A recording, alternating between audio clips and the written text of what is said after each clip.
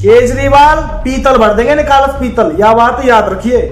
दिमाग सटक गया ना, और तेरे दिल्ली में तुझे कह के भी आए, अपनी औकात में रह, औकात से बाहर मत जा। हमारे हिंदुओं के त्योहारों पे ज्यादा ज्ञान मत पेल। केजरीवाल पे रुकने के और ना किसी सिस्टम पे रुकने के, क्योंकि पहली बात तो ये समझो केंद्र में तुम्हारे बाप की सरकार है। चलो इस देश के अंदर रहना होगा तुम्हें तो वंदे मातरम भी कहना होगा, उसके साथ साथ जय श्री राम भी कहना होगा। तो सुना आपने, सुनकर समझ आया होगा कि एक राष्ट्रभक्त हिंदू हितैषी की भाषा कैसी है। नमस्कार, आप देख रहे हैं दी कंटाप, मैं हूं प्रफुल्ल। दरअसल यह वीडियो किसी और अन्य देश की नहीं है, और ना ही किसी पाकिस्तानी आतंकवादी की है, और ना ही किसी तालिबानी की है, और ना ही किसी कठमुल्ले की है, बल्कि यह वीडियो एक राष्ट्र प्रेमी, राष्ट्रभक्त, हिंदू हितैषी, हिंदू हृदय आदमी की है। और वो भी कब बोल रहा है? बदलते भारत में, विश्व गुरु बनते भारत में, आत्मनिर्भर बनते भारत में ना कानून का खौफ है, ना किसी का डर है, ना संविधान का मान सम्मान है। जब दिल करे आप मर्यादा का हनन कर सकते हैं किसी भी व्यक्ति का, वो चाहे किसी संवैधानिक पद पे ही क्यों ना बैठा हो। यह शख्स अरविंद केजरीवाल को गाली दे रहा है, उसे जान से मारने की धमकी दे रहा है। अब जरा सोचिए, बदलते भारत में ऐसी ऐसी सच्चाई सामने आ रहा है जिस सच से सामना करना आपके और हमारे लिए मुश्किल होगा, लेकिन हमारे प्रधान सेवक बड़े आसानी से इस तरह की वीडियो को दरकिनार कर निकल जाते हैं। क्यों निकल जाते हैं? क्योंकि इनको लगता है कि अगर इन पे कार्रवाई होगी तो हमारा हिंदू वोट बैंक बिखर जाएगा। खैर, यह वीडियो में बोलता हुआ शख्स कौन है? यह सुरेश राजपूत है। सुरेश राजपूत खुद का ब्लॉग बनाता है और इसकी कई ऐसे वीडियोज हैं जो आप देखेंगे, उसमें यह सिर्फ नफरत भरी बातें करता है, मुसलमानों को गालियां देता हुआ नजर आएगा आपको। आज मुख्यमंत्री अरविंद केजरीवाल को गाली दे रहा है। गाली क्यों दे रहा है? क्योंकि दिवाली के अवसर पर केजरीवाल ने दिल्ली में पटाखे न फोड़ने का अपील किया था। प्रतिबंध होता तो शायद रात में पटाखे नहीं फोड़े जाते। एक अपील था, वो भी प्रदूषण को लेकर और आपके और हमारे स्वास्थ्य सुविधाओं या स्वास्थ्य को मद्देनजर रखते हुए। उसके बावजूद भी लोग नहीं माने, और यह शख्स क्या कह रहा है कि देख अरविंद केजरीवाल, दिल्ली में दिवाली कैसे मनेगी। इसकी पूरी बात सुनिए, उसके बाद आगे हम बात करते हैं। त्रिपुरा में मैं मानता हूं कि आज हिंदुओं ने वो दीपावली मनाई है, शायद कभी ना मनी ऐसी दीपावली। और त्रिपुरा के हिंदू जाग चुके हैं, और ऐसा जाग गए तो समझो, अगर पूरे हिंदुस्तान के हिंदू जाग गए तो मैं कहता हूं सिस्टम गोल हो जाएगा, तुम्हारा सिस्टम खत्म हो जाएगा। ये तो त्रिपुरा के हिंदू हैं जो जागे, जिन्होंने दीपावली मनाई और बड़े धूमधाम से मनाई। इसे ही दीपावली कहते हैं।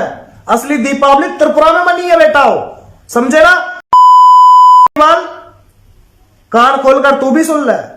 जब दीपावली मनाने पाएगा ना हिंदू, और भयंकर वाली दीपावली मनाने पाएगा, तो त्रिपुरा में सबसे भयंकर दीपावली मनी है। और जब हिंदू जाग गया तो ऐसी ही दीपावली मने। तो सुना है आपने, एक संवैधानिक पद पर बैठे हुए व्यक्ति को जान से मारने की धमकी दे रहा है। अशब्द बोले जा रहे हैं, आपत्तिजनक शब्द बोले जा रहे हैं, ऐसे ऐसे शब्द जो आप और हम बोलने में भी सोचेंगे कि एक संवैधानिक पद पर बैठा हुआ इंसान है और उसको इतनी भद्दी भद्दी गालियां दी जा रही है। ये नए भारत में, बदलते भारत में ऐसी तस्वीरें हर रोज आपको देखने को मिलती होगी। यह शख्स यही नहीं रुकता है, बल्कि इसके अंदर नफरत इस कदर भरी है, यह यति नरसिम्हानंद का चेला है ये, कि आगे एक महिला पे भी अपभद्र टिप्पणी करता है, शाहीन बाग का नाम बार बार लेता है, और इसके साथ बैठा हुआ इसका एक दोस्त है, वो भी सुनिए क्या कह रहा है। शाहीन बाग में बैठ के तो बेटा तुम्हारी औकात ना हमारे। और बेटा तुमने दिल्ली यूपी में भी शाहीन बाग बनाने के योगी जी ने में तो छोड़ो, तुम तो घरों में घुस गए थे, रजाइयों में। तुम तो जिहादियों, गोल टोपी वालों, तुम तो रजाइयों में, पर तुमने अपनी बेगमों को छोड़ दिया सड़कों पर। तुमने सोचा था कुछ ना होगा, मगर उत्तर प्रदेश में योगी जी ने। खैर, इस तरीके की वीडियो सोशल मीडिया पे पोस्ट करना कोई नई बात नहीं है और ना ही अरविंद केजरीवाल को गाली देना कोई नई बात है। इससे पहले भी अरविंद केजरीवाल को धमकाया जा चुका है, गाली दिया जा चुका है। यही शख्स है जब मंगोलपुरी में रिंकू शर्मा की हत्या होती है और उसके बाद यह अपने दोस्त के साथ मंगोलपुरी पहुंचता है, वहां भी अरविंद केजरीवाल को गाली देता है और कहता है कि तुम भूल गए कि शाहीन बाग के लिए हम पूरा दिल्ली को जला सकते हैं और दिल्ली को जलाने में पीछे नहीं हटे, तो रिंकू शर्मा के लिए दिल्ली को जलाना कोई बड़ी बात नहीं है। और पुलिस की मासूमियत देखा होगा आपने, कितनी मासूमियता से, कितनी सहृदय उसका आभार, उसका स्वागत करती है। आके पुलिस वाले कहते हैं आपका हो गया, आप चले। अब सोचिए अगर उसी जगह पे कोई और होता, सर पे टोपी होता, चेहरे पे दाढ़ी होता, तो पुलिस का रवैया क्या होता। कानून के हाथ कहते हैं ना लंबे होते हैं, लेकिन कहीं कहीं बौने हो जाते हैं। लेकिन कानून के हाथ लंबे तब होते हैं जब एक किसी विशेष समुदाय के लोग हो। इसी दिल्ली में उसके बाद एक और वीडियो आपने देखा होगा सोशल मीडिया पे, 5 जून का था। 5 जून को एक मलिक शेरावत नाम का एक शख्स रवीश कुमार, अरविंद केजरीवाल, अमानतुल्लाह खान, इनको मारने की धमकी देता है, गालियां देता है। उसको जमानत भी मिल जाती है तुरंत की तुरंत, क्योंकि उसने कोई गलत तो किया ही नहीं था। अरविंद केजरीवाल को और अमानतुल्लाह खान को गाली तो ही दिया था, मारने की धमकी दिया था। खैर मामला बताते हैं आपको। वो बोलता है कि टीवी वाला का नाम क्या है बे, रवीश कुमार ना। फिर वो गाली देता है, उसको भी मार लेंगे, उसको भी गोली मारेंगे, गोली मारेंगे, गोली मारेंगे, गोली मारेंगे, नारे लगाए जाते हैं बकायदे। फिर लिखता है पिंकी चौधरी गाजियाबाद का अपना जात भाई है, उसने अमानतुल्लाह खां का सर काटने के लिए 51 लाख रुपए का इनाम रखा है। भाई मुझे 5 लाख दे दो, मैं उसका सर काट कर लाऊंगा, मैं उसे मार दूंगा। ऐसे ऐसे बातें बोली जाती है। अब सोचिए कि जहां पे कानून संविधान से देश चलता हो और वहां पे जिस देश में कोई अगर सिर्फ आंदोलन भर कर दे, कोई फेसबुक पे कोई पोस्ट लिख दे हमारे प्रधान सेवक या योगी आदित्यनाथ या भारतीय जनता पार्टी के किसी नेता के बारे में, तो उस पर ईवीपीए लगा दिया जाता है, एनएसए लगा दिया जाता है, राष्ट्र द्रोही कहा जाता है, देशद्रोही कहा जाता है।